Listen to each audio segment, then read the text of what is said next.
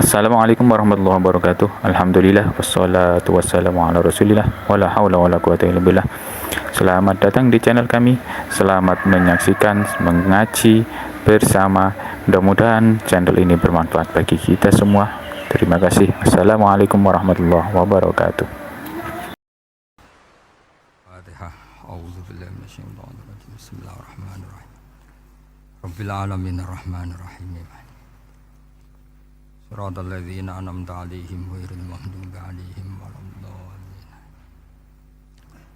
Alhamdulillah masyaallah la quwwata illa billah. Terus niki nerusaken ngaos pertemuan 2 kali, niki yang ketiga. Nerasakan kitab Bukhari tentang Fadhailul Quran atau tentang Mukjizatul Quran. Niki teng Bukhari halaman 193 juz 3. Ya teng Bukhari niku juz 3 halaman 193, nak teng Fathul Bari juz 9 halaman 573. Nggih sedurunge kula mukadimah nggih. Dados Quran nggih cobi didengarkan nggih. Quran itu turun itu kan mustameknya, pendengarnya itu zaman itu kan orang kafir semua. Makanya pertanyaannya itu untuk jadi ahli tafsir itu syaratnya ada enggak? Ya syaratnya ada, harus paham itu. Lalu syaratnya paham itu apa? Untuk Quran itu syaratnya satu, ya dapat hidayat itu. Karena kalau kita pakai standar apapun itu tidak bisa. Karena banyak orang kafir dulu karena punya pengetahuan yang baik tentang uslubul kalamil Arab, itu Quran turun itu memahami dan faham. Ini termasuk yang diceritakan Shahibus Shahih, yaitu Imam Bukhari. Imam Bukhari itu cerita ada orang namanya Jubair bin Mut'im, itu kafir. Seorang lagi ya, Jubair bin Mut'im itu kafir. Dia datang ke Madinah untuk negosiasi Asra Badrin, tawanan perang Badar. Delalah pas itu Rasulullah SAW memimpin sholat maghrib, baca surat Wattur wa kitabim mastur fi raqim mansyur. Si Jubair ini mendengarkan terus. Mendengarkan itu kok enak. Nah dia mulai argumentasi kekafirannya terganggu, logika kekafirannya terganggu. Itu ketika Allah mulai mempertanyakan am khuliqu min ghairi syai'in. Kalau kalian merasa Tuhan, mbok kamu itu merasa hidup tanpa pencipta. Ya sudah, kalau kalian merasa Tuhan sebagai subjek, sebagai aktor sejarah, kalian harus khuliqu min ghairi syai'in. Manusia itu diciptakan tanpa pencipta. Atau amhumul khaliqun, atau kalian memang pencipta. Lalu kalau kalian pencipta, pertanyaannya Allah, am khalaqus samawati wal ard, apa kalian semua atau mereka yang kafir itu pencipta langit dan bumi? Terus bala yuqinun, pasti mereka tidak pernah berpikir sebagai pencipta langit dan bumi. Walhasil ketika surat itu selesai dibaca, Jubair bin Mut'im langsung menemui Rasulullah SAW. Terus dia masuk Islam. Ya, terus dia masuk apa? Islam. Ini bukti bahwa Quran itu bisa difahami orang kafir dan bisa menjadi sababul hidayah. Sebab itu saya pastikan jika Quran itu dikaji orang non-muslim dengan niat belajar, itu harus diberi hak. Wa in ahadum minal musyrikin astajaroka fa'ajirhu hatta yasma'a kalam Allah summa ablihu ma'manah. Jika ada orang kafir minta akad aman supaya dia bisa belajar Quran, harus diberi hak. Karena awal-awal Quran itu saking fasohahnya, saking jameknya, saking jelasnya, bahkan aslama Umar mergo bistimaihi atau bisamaihi ayat Al-Quran. Wa kadzalika aslama Jubair bin Mut'im juga ketika mendengar ayat Quran. Pertanyaannya kan Dia ketika mendengar itu muslim apa masih kafir? Masih apa? Kafir. Dan aslama setelah mendengarkan ayat apa? Quran. Ya, ini nanti saya terangkan secara logika mukjizatnya. Terus ini sekaligus pamit kalian pengurus Menara juga utamanya Pak Najib, ya Haji Najib. Saya akan suasananya ngaji seperti ini dan insya Allah selalu pakai Bukhari di bab Fadhailul Quran atau Mukjizatul Quran. Nanti setelah niki do ngopi mulai uteke itu merap. Neng Jawa itu ribet, niki cara disiplin ngaji wis kriminal. Kok ono kopi ono ngaji, mesti wong eling kopi sih. Sajane cara disiplin ngaji itu kriminal. Tapi wong niki boten disiplin dadi nggih pun kula waca nggih. Bismillahirrahmanirrahim. Ini cerita Islamnya Jubair bin Mut'im. Ya, di Bukhari saya juz 3 halaman 193, kalau di Fathul Bari juz 9 halaman 583. Ini nanti ngaji sampai jam 3. Nanti jadi kalau jam 3 top.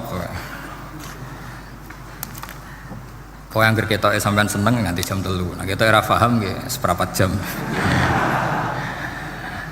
Nggih, haddatsana al-Humaydi, haddatsana Sufyan, qala haddatsuni 'ani Zuhri an Muhammad bin Jubair bin Mut'im an abihi. Qala sami'tu an-nabiyya sallallahu alaihi wasallam yaqra'u fil maghrib bit-tur. Falamma balagha hadhil ayat am khuliqu min ghairi syai'in am humul khaliqun. Terus am khalaqus samawati wal ard bal la yuqinun am indahum khazainu rabbika am humul musaytirun. Kada qalbi ayatiron. Kada meh-meh apa qalbi ati ingsun iku ayatiro yang to terbang apa qalbi. Hampir hatiku itu hilang, nyaliku sebagai orang kafir itu hilang karena argumentasi saya kalah. Kalah itu ya kalah. Jadi karena Allah itu sangat rasional. Saya berkali-kali kalau ngaji bilang Allah itu zat paling fair, paling kalau boleh dibahasakan tuh ngajak kita sangat-sangat rasional. Saya berkali-kali ngaji bilang untuk menafikan Tuhan selain Allah itu Allah cara nantang itu sederhana sekali. Qul ara'aytum ma tad'una min dunillah aruni madza khalaqu minal ardi am lahum syirkun fis samawat. Kalau kalian punya Tuhan selain saya, kata Allah tidak apa-apa. Asal yang kamu tuhankan itu punya reputasi lah. Ketika aku bangun langit itu ya urun-urun tau apa. Melok gawe langit ora, urun semen ora kok melok jadi pangeran piye. Jadi aruni. Yang kamu pertuhankan Fir'aun Namrud ketika aku bikin bumi itu di mana? Kan tidak ikut. Tahu-tahu lahir di bumi, tahu-tahu sebagai Tuhan. Ini apa-apaan itu. Jadi aruni madza khalaqu minal ardi am lahum syirkun fis samawat. Jadi kalau kata Allah, ini yang pikirannya Jubair bin Mut'im, enggak apa-apa kamu tuhankan selain saya kata Allah, tapi am khalaqus samawati wal ard. Apa Lata Uzza Hubal punya reputasi menciptakan langit bumi? Enggak kan bala yuqinun. Lalu Namrud, Fir'aun dan sebagainya am khuliqu min ghairi syai'in. Apa mereka itu lahir sendiri tanpa pencipta? Enggak juga kan? Nah, logika-logika itulah yang menjadikan Jubair bin Mut'im, Sayyidina Umar, Khalid bin Walid banyak yang menjadi masuk apa? Islam. Tapi logika yang dibangun Quran ini kita sudah mulai lupa. Karena tadi surat iki kasihate ngene, sakake Quran. Waqiah mari di duwe, Ra'at nyepet nawang mati kan sudah kasihate itu sudah. Jadi bayan arah mati-mati diwacana surat napa? Ra'at. Dia lupa secara fikih itu hukumnya gimana itu? Apa qatil enggak? Ada orang mau mati tidak mati-mati, kamu bacakan Ra'at langsung mati. Ini pembacanya ini qatil apa enggak? Ini harus dibahsul masail di Masjid Menara. Karena sebelum dibacakan Ra'at itu enggak mati-mati, setelah dibacakan mati. Ini kategorinya itu qatlun amdul khata' apa khata' sibul khata' apa.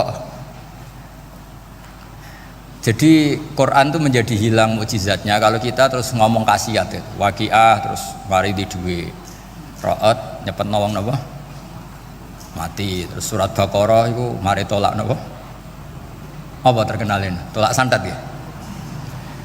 Ya sebetulnya enggak apa-apa tapi yo sakake Qur'ane lah, jangan ya tetap fungsi dasar Quran ya dabarun apa? Ayat. Mungkin kalau terangkan. Di sini kada qalbi ayatira. Kula waos ya tengene Fathul Bari. Ka'annahu inzi'ajun inda sama'i hadil ayat atau inda sima'i hadil ayat. Kalau maca 2 kali karena kalau sampean di guru sing macane simak. Guruku maca simak Gus Bak sama tak waca ping pindho inda sama'i hadil ayat untuk inda sima'i hadil ayat. Li fahmihi ma'naha wa ma'rifatihi bima tadammanathu. Fa fahima al hujjata fastadrakaha bilati fi tabih. Wa dzalika min qaulihi am khuliqu min ghairi syai'in. Terus sampai am khuliqu al makna am khuliqu min ghairi khaliqin. Wa dzalika la yajuzu. Terus li anna ma la wujuda lahu kaifa yakhluq. Wa idza batalal wajhani qamatil hujjatu alaihim bi anna lahum khaliqan. Begini kalau terangno nggih, mboten sing sampean kulino argumentasi Quran. Ketika Allah menafikan Tuhan selain dirinya, saya ulang lagi, ketika Allah ingin menafikan Tuhan selain dirinya, sebenarnya argumentasinya itu gampang sekali. Kita tahu di awal juz 6 misalnya qul ara'aitum ma tad'una min dunillah, ara'aitum di tafsir-tafsir akhbiruni. Coba saya kasih tahu ara'aitum bi makna apa? Akhbiruni. Coba kasih tahu saya. Kalau mereka itu Tuhan apa reputasinya? Aruni, tunjukkan ke saya. Madza khalaqu minal ardi. Ketika aku menciptakan bumi itu mereka urun apa? Fir'aun lahir di bumi, Namrud di bumi, Nabi Isa di bumi. Semua yang kamu tuhankan lahir di bumi. Lalu ketika bumi diciptakan kontribusi mereka itu apa? Mbok kalau yang merasa jadi Tuhan tuh mbok yo gawe lah urun gitu. Gampangane iku yo wong iku ana kualifikasine. Nek dadi kiai iku yo tau mutolaah. Tahu ngaji bafail macam-macam lah soalnya. Nak jadi wong sugih itu syaratnya ya diwarisan atau pekerja keras kan kabeh ono syarat. Maksud jadi pangeran tanpa kualifikasi, jadi presiden yang menang di pemilu. Ini jadi Tuhan kok tidak punya reputasi aruni madza khalaqu minal ardi am lahum syirkun fis samawat. Kok jadi Tuhannya bumi ya reputasinya menciptakan bumi. Lah Jubair bin Mut'im itu orang kafir, saya ulang lagi orang kafir. Terus Allah membombardir dengan argumentasi am khalaqus samawati wal ard. Yang kamu tuhankan apa menciptakan langit bumi? Am khuliqu min ghairi syai'in. Apa yang kamu tuhankan itu wujud begitu saja tanpa pencipta. Wos pokoknya dibombardir gitu. Sampai beliau tidak kuat akhirnya matur Rasulullah asyhadu alla ilaha illallah wa annaka rasulullah. Jadi dulu itu mukjizatnya Quran itu orang kafir saja tahu. Saking dahsyatnya, logika yang dibangun itu saking dahsyatnya. Dan itu murni argumentasi ilmiah, bukan jimat, mboten. Terus diwaca sakmene ambek poso, mboten enten ngoten riyen. Yes, pokoknya memang ilmiah. Saya punya sekian contoh. Sampean boleh nggak percaya, tapi kebangetan ora percaya. Dulu di antara sifatnya Rasulullah, saya sering ya kadang-kadang ya kepengen emosi lah wong dikandani pangeran kok angel ra karuan. Tapi dulu para nabi itu disifati Allah qad ja'atkum bayyinatum mir rabbikum. Orang-orang kafir dulu disalahkan Allah karena sudah ada bayyinah. Bayyinah itu kebenaran yang ketok welo-welo begitu jelas. Sehingga Allah ketika mensifati kekasihnya yaitu Rasulullah SAW, itu status yang ditonjolkan Allah itu apa? Lam yakunil ladzina kafaru min ahlil kitab wal musyrikin namun fakina hatta ta'tiyahumul rabbina. Itu siapa? Rasulun minallah yatlu suhufam mutahharah. Orang kafir yang ngotot terhadap kekafirannya baik ahli kitab maupun orang musyrik itu tidak akan tercerabut dari akar kekafiran sehingga datanglah bayinah. Bayinah itu kejelasan yang benar welo-welo. Siapa itu? Rasulun minallah yatslu suhufam. Nah, benar welo-welo itu karena argumentasinya dibenturkan. Saya ulang lagi, dibenturkan. Saya beri sekian contoh argumentasi yang dibenturkan. Saya berkali-kali cerita kalau ngaji. Lama sekali, ya saya ulang lagi, lama sekali cara berpikir orang kafir, entah kafir Cina, entah kafir Quraisy itu sama. Di mana-mana Tuhan itu penyelesai problem. Pikiran mereka kalau problem itu banyak ya Tuhannya harus banyak. Makanya ada dewa petir, dewa dewi keberuntungan macam-macam. Di orang kafir jahiliyah juga sama. Ini Tuhan spesialis hujan, ini Tuhan apa sesuai fungsinya. Sehingga ketika Rasulullah itu datang membawa konsep satu Tuhan, mereka protes. Disebut aja'alal alihata ilahaw wahida inna hadza la syai'un ujab. Masa Tuhan satu, padahal problem kita ini banyak. Inna hadza la syai'un ujab, ini aneh. Tapi Nabi secara telaten adu argumentasi.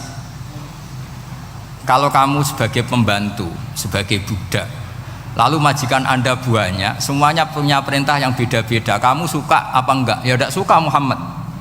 Enak mana majikan banyak sama majikan satu? Ya enak satu. Tuhan kamu itu majikan kamu.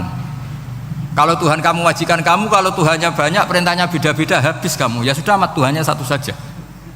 Itu namanya bayinah. Bayinah itu argumentasi yang enggak terbantahkan. Nah, itu yang disebut hatta ta'tiyahumul. Itu disebut daraba wa mathalar rajulan fihi syuraka mutasyakisuna wa rajulan salamal lirajul hal yastawiyani masalah alhamdulillah. Jadi ketika mereka dijak argumentasi, oke mat, kalau majikan banyak itu enak, enak majikan satu. Wa rabbukum sayyidukum, Tuhan kamu itu majikan kamu, maka enak satu. Oke Muhammad, kita terima konsep itu. Alhamdulillah akhirnya mereka Islam. Nah sekarang enggak, berjuang ngamuk ya. Dijak logika itu rapati gelem. Nah, begitu juga tentang syarik. Saya berkali-kali kalau ngaji cerita, saya sebagai manusia mungkin atas nama hati saya sering tidak ikhlas. Tapi atas nama ilmu itu saya ikhlas terus. Nggak pernah tidak ikhlas atas nama ilmu. Saya beri contoh, sampai aku pengen ikhlas permanen. Meskipun aku sepotonganmu ya ikhlas, tapi ini kan latihan, jenenge latihan. Nah ini saya beri contoh, nanti setelah pulang ngaji ini pasti ikhlas. Secara ilmu paling enggak. Ya saya ulang lagi secara hati segera roh hati banyak kepentingan lah jenenge hati. Lama sekali kita ikhlas mengatakan ini putih, ya kan? Kertas ini putih apa hitam? Putih. Kamu ikhlas gak? Ikhlas kan? Gak ada yang bayar kan? Kamu mengatakan putih kan gak tak bayar. Terus peci saya ini orang pasti sepakat ini hitam. Dan lama sekali orang mengatakan ini hitam tanpa ada yang gaji.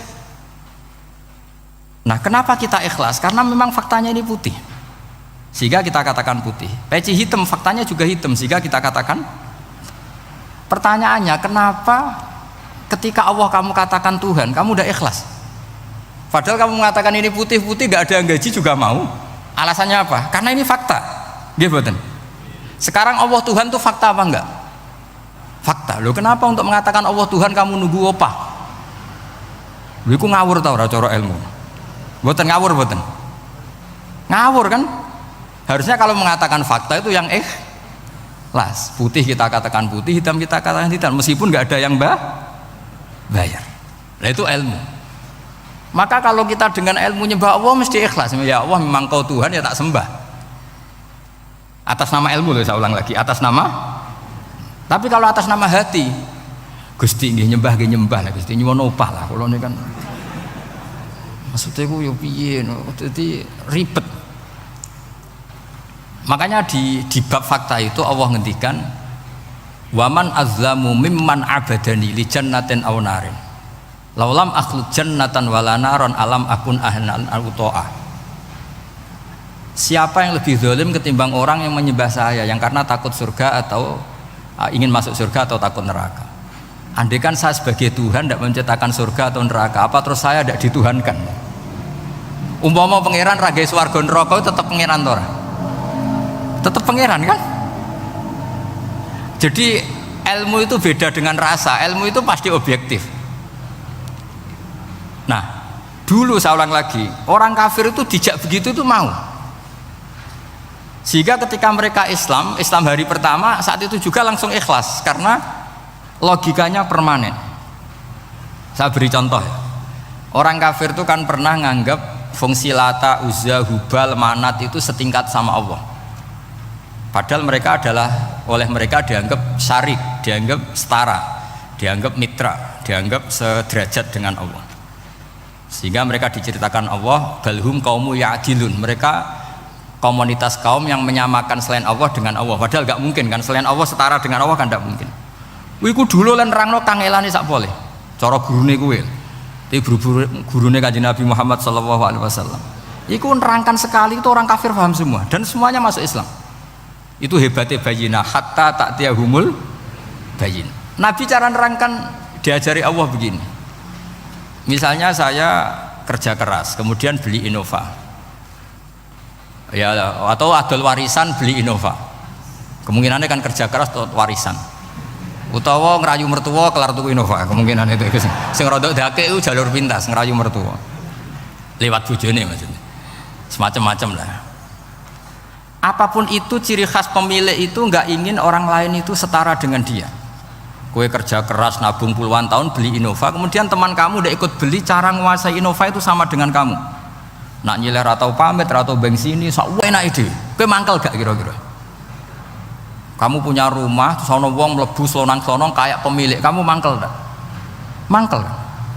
Nah, Allah cara membuat tamsil itu ya begitu. Halakum mimma malakat aimanukum min syuraka'a fi ma razaqnakum fa antum fihi sawa takhafunahum ka khifatikum anfusakum. Coba kalau kamu punya barang, kata Allah, kamu punya barang, punya sesuatu dan itu milik kamu karena kamu yang beli. Kemudian ada orang lain yang cara memilikinya sama dengan kamu. Mau enggak kamu seperti itu? Ya tidak mau Muhammad, ini milik saya, kok ada orang lain yang merasa setara dengan saya, tidak mau saya. Kalau orang lain mau pinjem ya harus ngemis-ngemis lah, harus dodok-dodok. Ya seperti itu Allah itu bumi itu yang menciptakan Allah sendiri. Kemudian kamu menyertakan orang yang tidak ikut menciptakan setara dengan Allah, ini apa-apaan? Oke mat, kalau gitu Allah la syarikalah. Jadi itu tamsil apa? Saya ulang lagi ya, kalau kamu beli Innova, mau nggak ada orang lain yang cara menguasai Innova itu setara dengan kamu? Mau nggak? Nggak mau kan? Bahkan istri saja nak nganggo kudu pamit. Nak lagi nengan, arawan nengan ya oleh. Tapi apapun itu kan tetap saja harus pamit, harus prosedur. Namanya ndak ikut punya. Nah itu kemampuan ini yang mulai hilang di umat Rasulullah. Jadi Nabi itu punya fatona. Fatona itu kecerdasan untuk memberi penjelasan. Disebut orang kafir itu tidak akan infikak, tercerabut dari cara berpikir mereka, munfakin hatta ta'tiyahumul. La bayina itu siapa? Rasulun minallah yatlu suhufam mutahhar. Jadi Nabi itu kalau memberi penjelasan itu gampang sekali. Baik itu penjelasan akidah maupun penjelasan fikih. Dulu di Medina itu abkhosun nasi kailan. Orang Madinah itu orang paling curang kalau dagang dulu sebelum Rasulullah datang. Sehingga misalnya mau beli pelem itu mangga itu, pentil ya dihitung pelem. Jadi busron itu kurma pentil ya dihitung kurma. Misalnya kulaan pari hijau ijo wis dituku, padahal urung jelas jadi padi. Nah nanti kalau kena badai angin ya sudah, apa itu uang itu nggak kembali. Ketika Rasulullah datang, Nabi mau tanya, "Cung tuku apa?" Tumbas pelem. Sekarang satu pohon pelem dituku 2 juta, itu rego pelem tar rego pentil. Mbak sampean jawab ya. Pentil kan gak ono regane, sakmene nih. Ndak ketika dibayar 2 juta itu rego pentil apa rego pelem? Pentil lho mboten. Ketika pentil sakmene dituku 2 juta satu pohon itu rego pelem tar rego pentil? Pelem kan? Sekarang faktanya pentil apa pelem? Pentil. Makanya Nabi terus tanya, "Kul ara'aitum in mana Allahu as-samrah fabima yastakhilu ahadukum mala akhi." Banyak tak apa loh hadis-hadis. Andai kan nanti pentil ini kena angin, kemudian 2 juta itu bayari apa coba? Diarani bayari pelem rantuk pelem, dibayari pentil itu regane 2 juta, dipangan ora kena. Akhirnya wong Madinah sadar betapa buruknya sistem perdagangan mereka. Wong pentil kok diregani 2 juta. Semenjak itu ada fikih boleh jual pentil itu ba'da budui sholahiyah, setelah jelas-jelas jadi pelem. Paham ya? Dan Nabi cara nerangkan gampang, fabima yastakhillu ahadukum mala akhi. Lalu alasan halal itu apa? Kamu mengambil uang 2 juta atas nama apa? Atas nama pelem ya Rasul, di peleme. Atas nama pentil, mosok pentil regane 2 juta. Jadi akhirnya orang Madinah sadar semenjak itu tidak jual buah-buahan qobla budui sholahiyah, sebelum kelihatan berstatus napa? Samroh buah. Jadi Nabi itu orang yang kalau menjelaskan itu gampang sekali. Dulu itu Nabi pernah dibully orang Bedui. Nabi pernah ngendikan la adwa wala tiarota wala hamah, tidak ada penyakit menular. Ya ada orang Bedui itu iseng itu ya iseng. Ada unta gudiken dijejero unta waras, akhirnya sing waras melok gudiken. Si Bedui ya rodok kurang ajar. Rasulullah ditimbali, ya rodok kacau ngiwanya. Alhamdulillah gak wong kudus nih. Ya Rasulullah, katanya engkau tidak ada penyakit menular. Ini unta ini tidak gudiken, tak jejeri yang gudiken ikut gudiken. Terus Nabi banget pinter ya. Dikira Nabi itu kan kalah ya. Nabi jawabannya enak. Faman a'dal awala. Semua rawi membaca al awala. Mongko te sapa ada maringi nular sapa man al awala sing pertama. Ya nek iki jarimu ketularan iki, lagi ketularan sapa? Sing pertama gudiken. Wah iku asli lah ya, maksudku ya sing iki. Jadi Nabi itu gak pernah kalah kalau argumentasi. Nah sekarang banyak umatnya Nabi tambah soleh itu tambah rapati iso mikir biasanya. Makanya Mbah Mun terkenal bikin jargon zada khuzuan zada jalan ini. Karena kemampuan fatona itu juga harus diwaris. Saya beri contoh, ini ngaji hujjah, ini masih ngaji tentang Quran. Biar kamu tahu kualitas Quran itu mukjiz betul. Ini tak bacakan dua kitab, yang permanen itu Bukhari. Saya bawa usul fikih yang dikarang Abu Bakar Al-Baqilani, gurunya Imam Haromen. Jadi mbah gurunya Imam Ghazali. Imam Ghazali ngaji Imam Haromen, Imam Haromen ngaji namanya Syekh Abu Bakar Al-Baqilani. Itu orang top, orang terkenal sekali. Itu ngarang kitab namanya I'jazul Quran, itu yang dipakai hampir semua ulama itu. Saya pernah belajar itu pas musim haji, saking sakralnya kitab itu tak baca berkali-kali pas musim haji, I'jazul Quran. Orang kafir itu kan otaknya sudah error, tapi kandanannya angel, dan itu kalau kita salah ngelola argumen itu bisa kalah ya. Saya beri contoh ya. Ketika Nabi Musa memaklumatkan sebagai nabi, itu Fir'aun tanya, wama Rabbul Alamin, lalu Tuhan Rabbul Alamin itu siapa? Jawabnya Musa gak normatif, Rabbus samawati wal ard, yang nuhani langit dan bumi. Fir'aun enak aja, gampang. Ma'alim tulakum min ilahin ghairi, saya jalan-jalan kemana-mana yang dituhankan di bumi saya, berarti ya saya Tuhan ya. Soal kemungkinan Tuhan di langit, terus Haman dipanggil. Haman itu arsitekturnya Fir'aun. Ya Haman ibnili sorkhal la'ali abluhul asbab as-samawati fa'attali'a ila ilahi Musa. Haman bikinkan piramida yang tinggi supaya saya bisa melihat Fir'aun. Tuhannya siapa? Musa. Wa inni la'udzunuhu kadziba. Diulang beberapa ayat. Ada wa inni la'udzunuhu minal kadzibin, itu ada beberapa ayat malah. Musa kan kaget. Oh ini nak piramida dadi Fir'aun munggah mesti ra roh pangeran. Mungkin saya aku nabi ora tau roh langsung pemenang santri ta barang ora roh. Ini kan Fir'aun, Musa akhirnya bingung. Jadi misalnya munggah tenan mesti ra roh Allah, padahal kata Musa, kata siapa Fir'aun?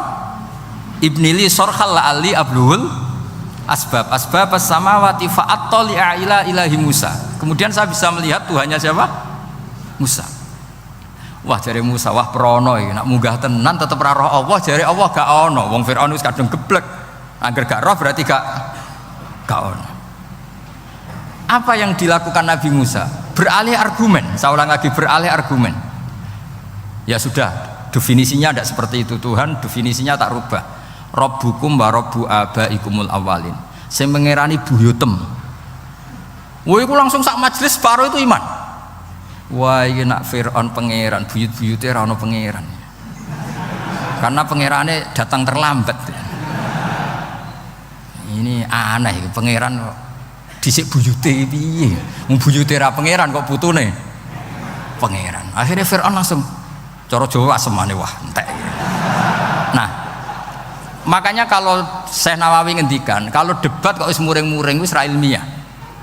Makanya terus Fir'aun la as'alannaka minal masjunin, tak penjara gue. Dia sudah ada ilmiah lagi. Ketika Rabbus samawati wal ardi, Fir'aun masih berusaha ilmiah. Saya kemana-mana dituhankan fil ardi, maksudnya di bumi. Soal kemungkinan di langit, saya nanti bikin bangunan mau lihat Tuhanmu Musa.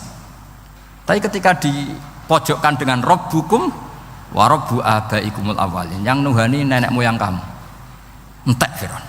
Waduh, aku di bapak di mbahku yura pangeran kok putune pangeran. Berarti mbahku tanpa apa? pangeran. Wah ribet nih. Penjara Musa. Jadi emosi deh karena sudah nggak bisa debat sudah. Jadi semua nabi itu ciri khasnya itu punya kemampuan argumentatif. Makanya nabi itu harus fatona, harus punya kecerdasan. Dan itu juga yang dilakukan Quran ketika nafyu uluhiyati ghairillah, ketika menafikan bahwa selain Allah itu pasti tidak Tuhan.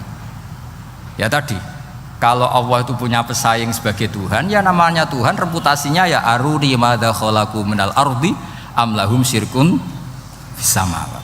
Mungkin kalau orang-orang tajwid hanya nekuni fis samawati tuni itu fis samawati tuni itu kan urusan tajwid ya. Tapi kalau kita yang ahlul makna itu nekuninya kalau merasa Tuhan itu ya punya reputasi. Di antara reputasinya itu ikut menciptakan langit dan bumi. Nah dengan demikian namanya bayinah. Bayinah itu kebenaran yang ketok welo-welo. Sehingga orang kafir itu tidak bisa berbantah-bantahan lagi.